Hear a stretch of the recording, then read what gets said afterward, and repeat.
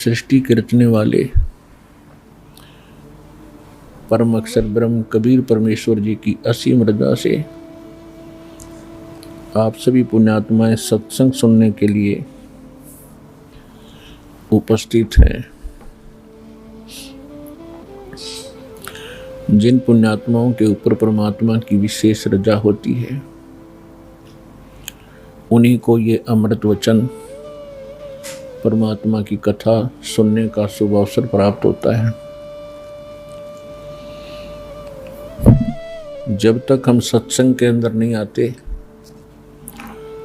तो हमें मनुष्य जीवन के मूल उद्देश्य का ज्ञान नहीं होता और हम जो परंपरागत साधनाएं कर रहे होते हैं या जो दिनचर्या हम पहले पूर्वजों को बुजुर्गों को देखते आए वो कर रहे होते हैं, हम उसी को अंतिम मानकर और अपने मनुष्य जीवन का निर्वाह कर रहे होते हैं। परमात्मा बताते हैं सत्संग के अंदर परमेश्वर का दिया हुआ ज्ञान ही बताया जाता है, क्योंकि सत्य का अर्थ होता है सत्य, सच्चा। संग माने साथ, यानी संग सत्य के साथ जो प्रत्येक क्रिया करता है वो परमात्मा ही हो सकता है। तो परमात्मा ही सत्य ज्ञान देता है जिसको सत्संग कहते हैं। और परमात्मा ने प्रत्येक युग में आके सत्संग किए ये ज्ञान दिया, लेकिन यहाँ का जो मालिक है 21 ब्रह्मांड का जो प्रभु है ब्रह्म, जिसको काल कहते हैं, ये बहुत ही कपट युक्त है। ये प्रत्येक काम धोखे से करता और कराता है। ये कभी किसी के प्रत्यक्ष नहीं होता, इसने प्रतिज्ञा कर रखी है कि ऐसी प्रतिज्ञा को नेक आत्मा नहीं कर सकता जो इसने कर रखी है। श्रीमद् भगवद गीता अध्याय नंबर 7 के श्लोक 24 और 25 में श्री कृष्ण में प्रवेश करके यही 21 ब्रह्मांड का स्वामी काल भगवान कह रहा है कि अर्जुन, मैं अव्यक्त हूँ, यानी गुप्त रहता हूँ, और मुझ अव्यक्त को ये व्यक्ति आपनम मनन्ते, मुझे ये सामने खड़े सेना वाले मुझे ये सोच रहे होंगे मैं कृष्ण हूँ, व्यक्ति रूप में जो प्रकट हूँ। नहीं, मेरी ये एक घटिया अनुत्तम अटल प्रतिज्ञा है कि मैं कभी किसी के समक्ष नहीं आता, अपनी योग माया से छुपा रहता हूं। तो ये प्रत्येक काम ऐसे ही कपट युक्त करता है। महाभारत का युद्ध करवा दिया, 18 करोड़ सैनिकों का नाश करवा दिया, श्री कृष्ण के सिर पर भांडा फोड़ दिया कि श्री कृष्ण ने युद्ध करवा दिया ज्ञान देकर। श्री कृष्ण जी तो युद्ध के कति विपरीत थे, पहले भी मना कर रहे थे कि युद्ध ना करो, बुरा हाल होगा तुम्हारा। जब नहीं माने तो इन्होंने यहाँ तक निर्णय ले लिया था कि मैं युद्ध नहीं करूँगा, हथियार भी नहीं उठाऊंगा, एक पक्ष में मैं होऊंगा, एक पक्ष में मेरी सेना होगी। तो फिर ऐसा नेक व्यक्ति जब अर्जुन मना कर रहा हो और वो कहना लड़ ले, तेरे दोनों हाथों में लड्डू हैं, श्री कृष्ण नहीं था वो, उसी समय काल प्रवेश कर गया और ये ऐसे जुल्म करता कराता है। अब इसका भांडा फोड़ा कबीर भगवान ने आकर के। परमात्मा ने वैसे चारों युगों में ही इसकी जानकारी दी थी, लेकिन उस समय हम समझण योग्य नहीं थे। तो अब परमेश्वर ने सबसे पहले आपको शिक्षित किया। इस शिक्षा का हमें आनी भी बहुत हुई है। हम बेशक से बनकर बड़े बड़े इंजीनियर बन गए, बड़े बड़े डॉक्टर बन गए और बहुत सी अन्य पोस्ट हमने प्राप्त कर ली, पर मनुष्य जीवन का नाश कर दिया, अनमोल जन्म बर्बाद कर दिया हमने। अहंकार भर गया जन जन के अंदर। और पहले क्या देखा करते, गाँव में कितने भी नम्र व्यक्ति होते थे, वर्षा समय पर होती थी, ना होती तो भगवान के गुणगान किया करते थे। हे परमात्मा 2 बूंद डाल दे, तेरे बच्चे भूखे बैठे हैं। अब परमात्मा ने सब सुविधा इसलिए दी कि तुम भक्ति कर सकते हो, और इस सुविधा का हमने दुरुपयोग ज़्यादा कर लिया। नाचना, गाना, कोठी बनाना, ब्याह शादी में बकवाद करना, तो ये हम अनमोल जीवन अपना नष्ट कर गए।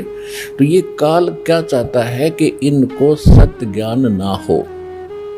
ये ऐसे ही मनुष्य जीवन को बकवादों में बर्बाद करके चले जाओ, फिर कुत्ते गधे की योनि में डाल के ये निश्चिंत हो जाता है कि अब लाखों वर्ष इसका ये उठ नहीं सकता, उभर नहीं सकता, धक्के खाता रहेगा। और परमात्मा ये चाहता है कि मनुष्य जीवन जब इसको प्राप्त होता है, ये तभी मुझे पहचान सकता है। चारों युगों में परमात्मा ने स्वयं आकर के सत्संग किए, वो यथार्थ जानकारी दी। सतयुग त्रेता द्वापर में हमने भगवान की एक नहीं सुनी, क्योंकि हमारे पूर्व जन्म के जो संस्कार थे वो अच्छे थे, और इन 3 युगों में अच्छे संस्कारी प्राणियों का ही मनुष्य जीवन होता है, और उनको सुख तो होता है उनके अपने पूर्व जन्म के पुण्य कर्मों से, और वो साधना कुछ भी कर रहे होते हैं तो उनको जो लाभ होता है वो ये सोच बैठते हैं कि हम जो पूजा किसी इष्ट देव की कर रहे हैं और किसी मंत्र से कर रहे हैं, किसी आरती से कर रहे हैं, इनसे हमें लाभ हो रहा है। तो ये धोखा हमें 3 युगों में मार जाता है, भगवान से दूर रखता है। काल ने कहा था कि चौथे युग में आप कितने जीव ले जाना, 3 युगों में जीव ना ले जाना। तो परमात्मा को भी मालूम था कि 3 युगों में ये नहीं मानेंगे, और चौथे युग में इनकी ऐसी दुर्गति होगी, ये भक्ति भी कर रहे होंगे, उन्हीं भगवानों की भक्ति भी कर रहे होंगे, लेकिन पूर्व जन्म के शुभ संस्कार ना होने के कारण उनके करते करते भी इनकी खूब दुर्गति होगी, और फिर ये इधर उधर भटकेंगे। जो पूजाएं हम पहले कर रहे थे उनको करते करते पहले तो हम सुखी थे, क्योंकि तब तक हमारा पुण्य चल रहा था,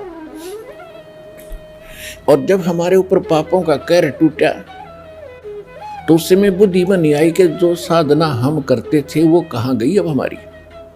फिर कोई बताता वहां जाइए, कोई बताता वहां झाड़ा लगता है, कोई कहता वहां संत बैठा है, तो वहां भी हम भटके, तो वो होना ही नहीं था। तो परमात्मा को मालूम था कि जब ये कति कंडम हो जाएंगे, ये सब तरह से हताश हो लेंगे, तब ये मुझे पहचानेंगे, क्योंकि मेरे पास आएंगे या मेरे भेजे हुए दास के पास आएंगे तो इनको आती राहत मिलेगी। परमात्मा का गुण है सुख देना। तो फिर ये पहचानेंगे कि हु इज गॉड, कौन है परमात्मा। तो सत्संग परमात्मा ही करते हैं, और सत्संग में आने से हमें पता चलता है कि हम जो दैनिक क्रियाएं किया करते थे, जो हम दैनिक काम करते थे और जिसको अंतिम मान रहे थे कि बस इतना ही काम है मनुष्य का, बच्चे हो गए, बच्चों को अच्छी शिक्षा या कोई और व्यवसाय ठीक करवा दिया, इनका विवाह कर दिया, अब इनका भगवान संतान दे, बस फिर अब बेशक मर जाएं, जीवन मनुष्य का सफल हुआ नहीं। अब सत्संग से पता चलता है कि मनुष्य जीवन का इसके साथ साथ एक वेरी इंपॉर्टेंट वर्क था, और उसको आपने छुआ तक नहीं। अगर कोशिश भी की है भक्ति वक्ति करने की, तो आप शास्त्र विधि त्याग कर मनमानी साधना करते रहे। तो यहां परमात्मा स्वयं आकर ज्ञान देते हैं कि जो जाकी शरणा बसे, ताको ताकी लाज, जल सो ही मछली चढ़ जा, ये बह जाते गजराज। परमात्मा बताते हैं तुम जिन देवी देवताओं की साधना कर रहे हो, उनकी जितनी औकात है, जितनी क्षमता है, वो उतना तो लाभ आपको अवश्य दे देंगे, लेकिन जो कर्म संस्कार में, आपके प्रारब्ध के अंदर, आपकी किस्मत में जो पाप कर्मों के दंड या प्रेत बाधा या 3 ताप का जो कष्ट है, वो ये भगवान निवारण नहीं कर सकते, ये इष्ट, ये देवी देवता नहीं कर सकते।